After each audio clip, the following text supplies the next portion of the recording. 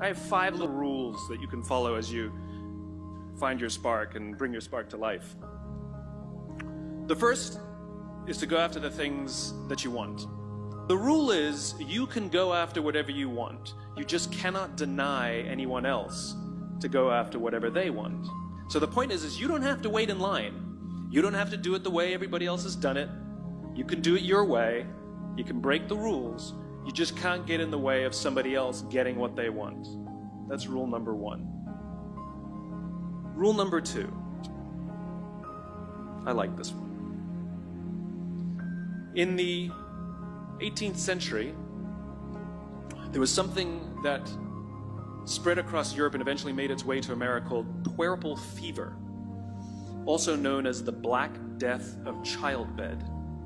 Basically what was happening is women were giving birth and they would die within 48 hours after giving birth. This Black Death of childbirth was the ravage of Europe, and it got worse and worse and worse over the course of over a century. In some hospitals, it was as high as 70% of women who gave birth who would die as a result of giving birth. But this was the Renaissance. This was the time of empirical data and science, and we had thrown away things like tradition and mysticism. These were men of science. These were doctors. And these doctors and men of science wanted to study and try and find the reason for this Black Death of childbed, and so they got to work studying, and they would study the corpses of the women who had died. And in the morning they would conduct autopsies, and then in the afternoon they would go and deliver babies and finish their rounds. And it wasn't until somewhere in the mid-1800s that Dr. Oliver Wendell Holmes, father of Supreme Court Justice Oliver Wendell Holmes, realized that all of these doctors who were conducting autopsies in the morning weren't washing their hands before they delivered babies in the afternoon. And he pointed it out and said, "Guys, you're the problem." And they ignored him and called him crazy for 30 years. Until finally somebody realized that if they simply washed their hands, it would go away. And that's exactly what happened. When they started sterilizing their instruments and washing their hands, the Black Death of childbed disappeared. My point is, the lesson here is, sometimes you're the problem. We've seen this happen all too recently with our new men of science and empirical studiers, and these men of finance who are smarter than the rest of us until the thing collapsed. And they blamed everything else except themselves. And my point is take accountability for your actions. You can take all the credit in the world for the things that you do right, as long as you also take responsibility for the things you do wrong. It must be a balanced equation. You don't get it one way and not the other. You get to take credit when you also take accountability. That's lesson 2. Lesson 3, take care of each other. The United States Navy SEALs are perhaps the most elite warriors in the world. And one of the SEALs was asked, who makes it through the selection process? Who is able to become a SEAL? And his answer was, I can't tell you the kind of person that becomes a SEAL. I can't tell you the kind of person that makes it through BUD/S. But I can tell you the kind of people who don't become SEALs. He says the guys that show up with huge, bulging muscles, covered in tattoos, who want to prove to the world how tough they are, none of them make it through. He said the preening leaders who like to delegate all their responsibility and never do anything themselves, none of them make it through. He said the star college athletes who've never really been tested to the core of their being, none of them make it through. He says some of the guys that make it through are skinny, scrawny. He said some of the guys that make it through, you will see them shivering out of fear. He says, however, all the guys that make it through, when they find themselves physically spent, emotionally spent, when they have nothing left to give physically or emotionally, somehow, some way, they are able to find the energy to dig down deep inside themselves, to find the energy to help the guy next to them. They become SEALs, he said. You want to be an elite warrior, it's not about how tough you are, it's not about how smart you are, it's not about how fast you are. If you want to be an elite warrior, you better get really, really good at helping the person to the left of you and helping the person to the right of you.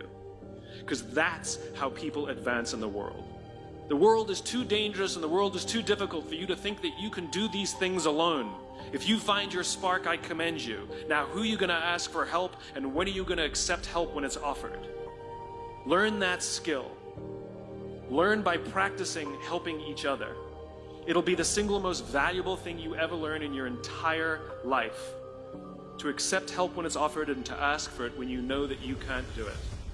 The amazing thing is, when you learn to ask for help, you'll discover that there are people all around you who've always wanted to help you. They just didn't think you needed it because you kept pretending that you had everything under control. And the minute you say, I don't know what I'm doing, I'm stuck, I'm scared, I don't think I can do this, you will find that lots of people who love you will rush in and take care of you. But that'll only happen if you learn to take care of them first. Lesson 4. Nelson Mandela is a particularly special case study in the leadership world because he is universally regarded as a great leader. You can take other personalities, and depending on the nation you go to, we have different opinions about other personalities. But Nelson Mandela, across the world, is universally regarded as a great leader. He was actually the son of a tribal chief. And he was asked one day, how did you learn to be a great leader? And he responded that he would go with his father to tribal meetings. And he remembers two things when his father would meet with other elders. One, they would always sit in a circle. And two, his father was always the last to speak. You will be told your whole life that you need to learn to listen. I would say that you need to learn to be the last to speak. I see it in boardrooms every day of the week. Even people who consider themselves good leaders, who may actually be decent leaders, will walk into a room and say, here's the problem, here's what I think, but I'm interested in your opinion, let's go around the room. It's too late. The skill to hold your opinions to yourself until everyone has spoken does two things. One, it gives everybody else the feeling that they have been heard. It gives everyone else the ability to feel that they have contributed. And two, you get the benefit of hearing what everybody else has to think before you render your opinion. The skill is really to keep your opinions to yourself. If you agree with somebody, don't nod yes. If you disagree with somebody, don't nod no. Simply sit there, take it all in, and the only thing you're allowed to do is ask questions so that you can understand what they mean and why they have the opinion that they have. You must understand from where they are speaking, why they have the opinion they have, not just what they are saying. And at the end, you will get your turn. It sounds easy, it's not. Practice being the last to speak. That's what Nelson Mandela did. Number 5, my favorite one of all. True story. There was a former Undersecretary of Defense who was invited to give a speech at a large conference, about 1,000 people. And he was standing on the stage with his cup of coffee in a styrofoam cup, giving his prepared remarks with his PowerPoint behind him. And he took a sip of his coffee and he smiled and he looked down at the coffee. And then he went off script. And he said, you know, last year I spoke at this exact same conference. Last year I was still the undersecretary. And when I spoke here last year, they flew me here business class. And when I arrived at the airport, there was somebody waiting for me to take me to my hotel. And they took me to my hotel and they had already checked me in and they just took me up to my room. And the next morning I came downstairs and there was someone waiting in the lobby to greet me and they drove me to this here same venue. They took me through the back entrance and took me into the green room and handed me a cup of coffee in a beautiful ceramic cup. He says the lesson is, The ceramic cup was never meant for me. It was meant for the position I held. I deserve a styrofoam cup. Remember this. As you gain fame, as you gain fortune, as you gain position and seniority, people will treat you better. They will hold doors open for you. They will get you a cup of tea and coffee without you even asking. They will call you sir and ma'am, and they will give you stuff. None of that stuff is meant for you. That stuff is meant for the position you hold. It is meant for the level that you have achieved of leader or success or whatever you want to call it. But you will always deserve a styrofoam cup. Remember that. Remember that lesson of humility and gratitude. You can accept all the free stuff. You can accept all the perks. Absolutely, you can enjoy them. But just be grateful for them and know that they're not for you.